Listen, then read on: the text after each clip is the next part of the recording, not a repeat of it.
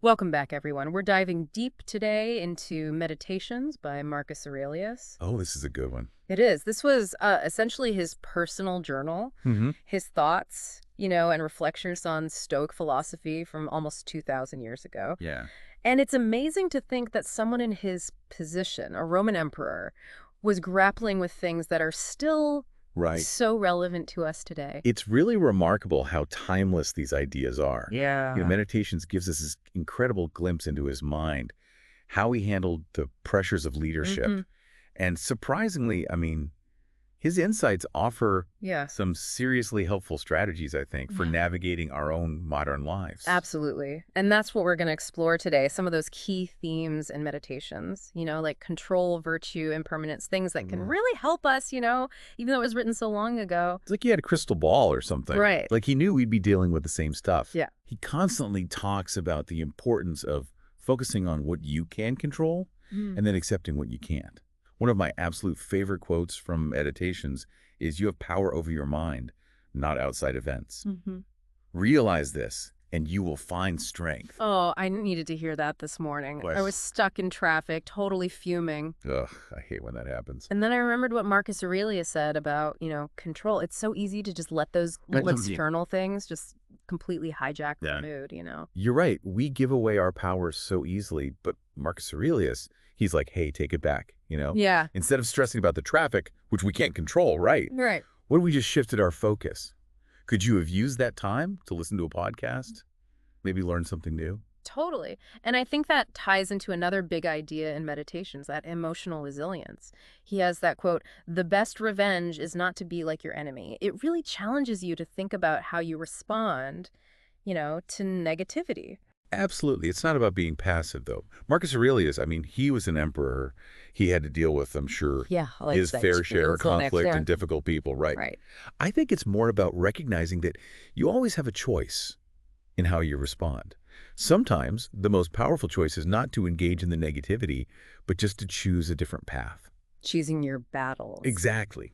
I like that. Pick and choose. So we've got control, resilience, and then there's this huge emphasis on virtue as like the highest good. Right. What exactly did he mean by that? Well, for Marcus Aurelius and for Stoics in general, virtue isn't some lofty abstract idea.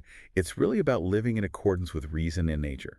He famously said, "Waste no more time arguing about what a good man should be one." It's a call to action. Totally. It's about walking the walk, not just talking the talk. So how do you be good in everyday life? Well, he gives us a great analogy. He talks about how bees don't work tirelessly for praise or recognition. Mm-hmm. They just do what needs to be done for the hive, right? Mm-hmm.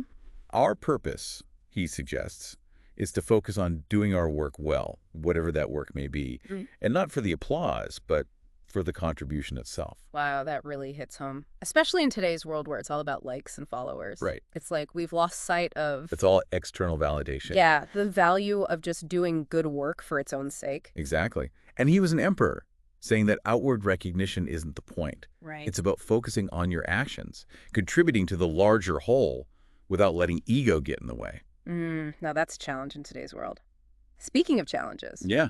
he had some pretty strong opinions about dealing with difficult people, right? Oh, yeah, he did. He tells us to wake up and Yeah. tell ourselves the people I deal with today will be meddling, ungrateful, arrogant, dishonest, jealous, and surly. I know, right? It sounds so Oh. pessimistic. But if you think about it, it's kind of brilliant. If you walk into your day expecting to encounter some jerks, Yeah. you won't be as thrown off when it inevitably happens. So it's like mental preparation. Exactly. You can still choose to be kind, but you're not letting their behavior, Right. dictate your mood. You're not letting it get under your skin. Yeah. And this ties into another theme that pops up a lot in meditations, our own mortality and the impermanence of everything. He definitely seemed to have this awareness of death. Oh, yeah? It almost feels like an obsession Mm. at times. He constantly reminds himself and us that you could leave life right now. Yeah. Let that determine what you do and say and think. It's heavy stuff. It is. But I don't think it's about being morbid, though, is it? Right? I think it's about using that awareness of our limited time to actually live more fully. If you knew you could die today, would you really sweat the small stuff? Right. Would you waste time on things that don't truly matter? I think you'd probably reevaluate your priorities, right? Yeah. Maybe take that trip you've been putting off, spend more time with loved ones. It's like a wake-up call to stop procrastinating on what's truly important. And this connects to what he says about material possessions, Right. right? It's not about accumulating things, but focusing on what truly enriches us. He's crystal clear on that. He writes, "The things you think about determine the quality of your mind. Your soul takes on the color of your thoughts." It's so true. It makes you think about what you're filling your mind with, what you're giving your attention to. Right. Are you feeding your soul with the Yeah. things that matter? I think he's asking us to look inward. Are we chasing external validation, the next shiny object, or are we cultivating inner richness? It's a big question. It is. And I think it leads us to another big theme in meditations, this idea of living in harmony with nature. Yeah, and he doesn't just mean, going for a hike in the woods. For Marcus Aurelius, nature represents the natural order of the universe, the reason behind everything that happens. He puts it beautifully when he says, everything that happens is as natural as the rose in spring or the fruit in summer. Mhm. Even the stuff we don't like, the tough times, it's all part of that natural flow. That's a tough one to swallow, isn't it? It is. It's easy to accept when life is good, Mm. but when you're struggling, it's hard to see the purpose. Right, but he's saying that fighting against reality only causes more pain. Mm-hmm. What if instead of resisting, we tried to find a way to align with it? He uses the analogy of a sailor adjusting to the wind. Instead of fighting the wind, a skilled sailor uses it to their advantage. It's about working with what is, Yeah. rather than wishing things were different. That's such a powerful image. Yeah. But how do we actually do that? How do we learn to find that flow with life, even when it throws us curveballs? Well, I think it starts with humility. Even as emperor, Marcus Aurelius constantly reminded himself that he was just a small part of something much larger. He actually said, think of yourself as dead. You have lived your life. Now take what's left and live it properly. Wow. Wow, that's pretty intense. Yeah, it is. But think about it, even emperors are insignificant Right. in the grand scheme of things. Mhm. It puts our problems in perspective, doesn't it? Yeah. And alongside humility, he emphasizes the importance of gratitude. That's something we can all work on, right? Absolutely. No matter what our situation is, there's always something to be grateful for. He writes, "Don't set your mind on things you don't possess as if they were yours, but count the blessings you actually have. Yeah. And think how much you would desire them if they weren't already yours." It's so easy to get caught up in what we lack, what we want next, but gratitude is like an antidote to that. It helps us appreciate what we have right now. Yes. And that brings us to another key theme, the power of being present. He was adamant about this. Confine yourself to the present. No dwelling on the past, no fretting about the future. The only true peace, he believed, is found in being fully present in this moment. Ugh, that's so hard. It is. Our minds are always racing, thinking about the next thing, the to-do list, the worries. But I think he's onto something. When we're truly present, we can actually experience life more fully. Absolutely. And this leads us to one of the most powerful ideas in meditations, his perspective on challenges and obstacles. He actually saw them as opportunities. He did. He famously said, the impediment to action advances action. What stands in the way becomes the way. It's about finding a way to use obstacles to our advantage, Yeah. to become stronger, more resourceful. Instead of getting discouraged, we can reframe the challenge and ask, okay, how can I use this to learn and grow? Yeah. It's about that resilient mindset. Exactly. Yeah. And it ties back to his emphasis on virtue, Right. facing challenges with courage, resourcefulness, perseverance. That's putting virtue into action. So how can we apply all of this ancient wisdom to our modern lives? How can meditations help us navigate the chaos of the 21st century? That's a great question. And I think it starts with one simple but profound principle, focusing on what we can control. Yeah. It's so easy to feel overwhelmed by, things we can't control. Right. The news, deadlines at work, other people's opinions. But what Marcus Aurelius is saying is that we actually have the power to choose how we respond to it all. So it's about taking ownership of our inner world, Exactly. even when our outer world feels chaotic. Instead of just letting external circumstances kind of dictate our emotions, we can actually pause, take a breath, and ask ourselves, What is within my control right now? Right, right. So, like, if I'm spiraling about a work project, instead of stressing about the deadline, which, I might not be able to change, Yeah. I can focus on breaking that project down into smaller, more manageable steps. Exactly. You're shifting your focus from that worry to action, Hmm. which is, a key principle in Stoicism. Yeah. And remember, it's not about being perfect. Marcus Aurelius knew that we would mess up Well, for sometimes. sure. It's more about learning from our mistakes and striving to make better choices next time.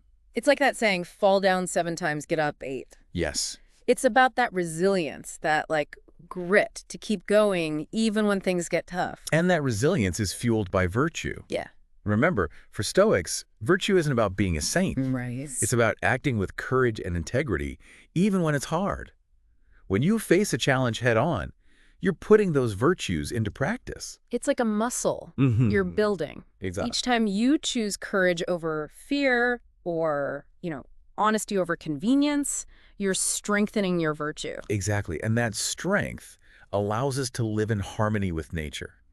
It's not just about appreciating the beauty of a sunset, but about understanding that life has its seasons, just like nature does, right? Mm. There will be storms and droughts, but spring always comes again. That's such a comforting thought. It reminds me of that quote by Viktor Frankl. He says, between stimulus and response, there is a space.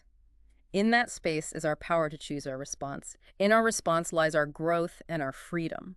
Yes, that's the essence of Stoicism, right? Mm.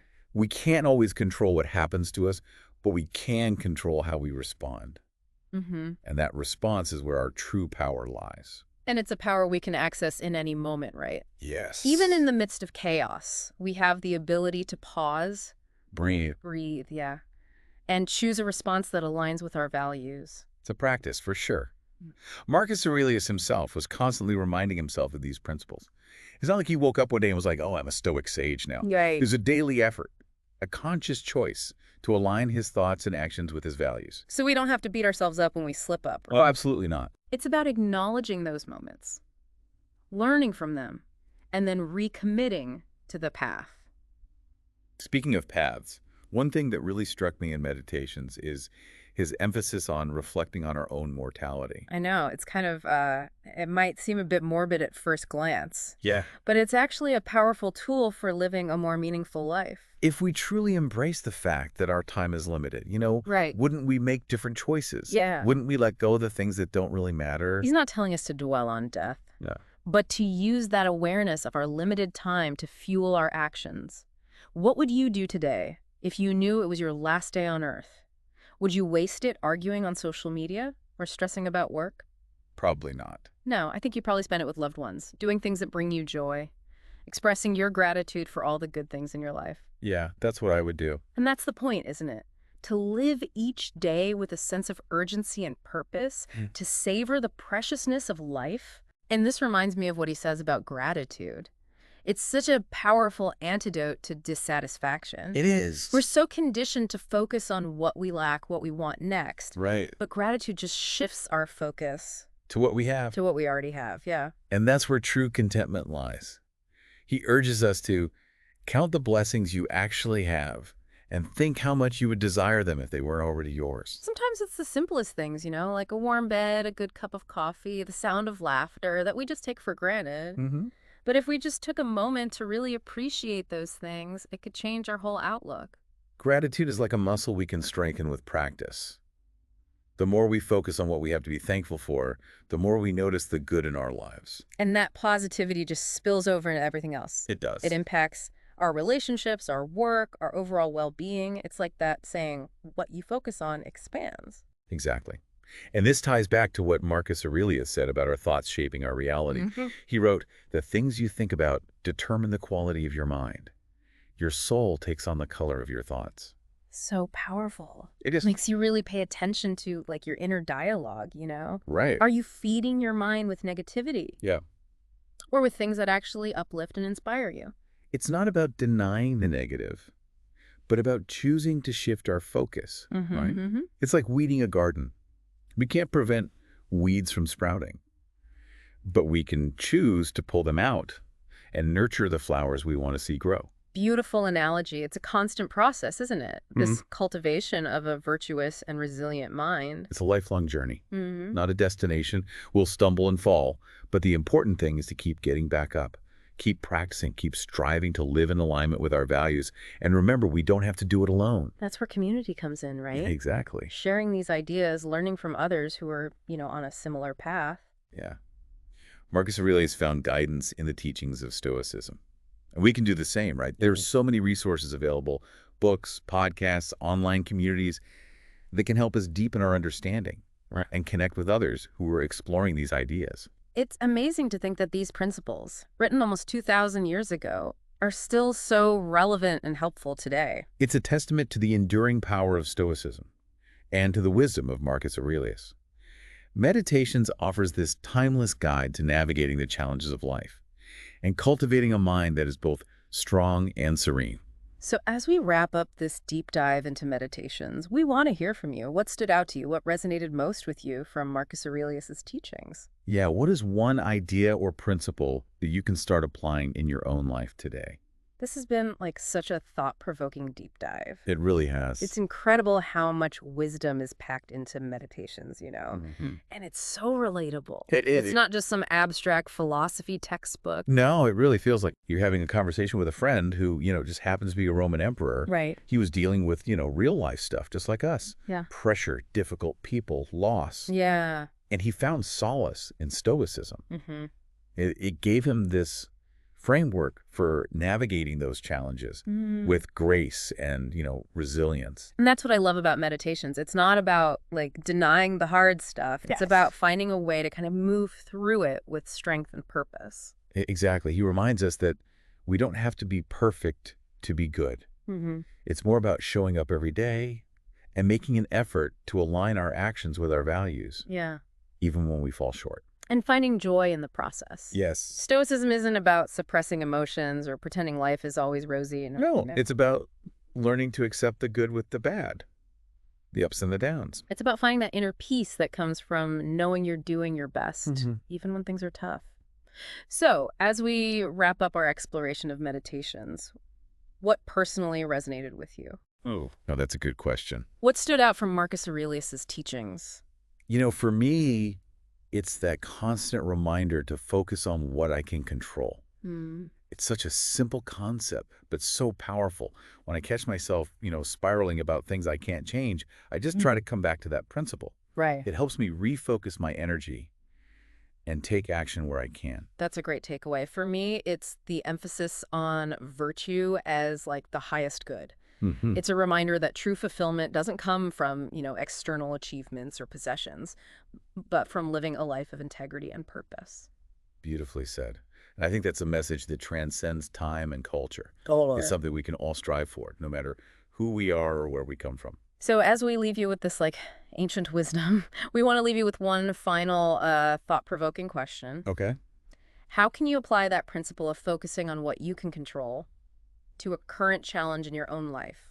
What is one small step you can take today to shift your focus from worry and anxiety to action and empowerment? We encourage you to continue exploring Stoicism and meditations.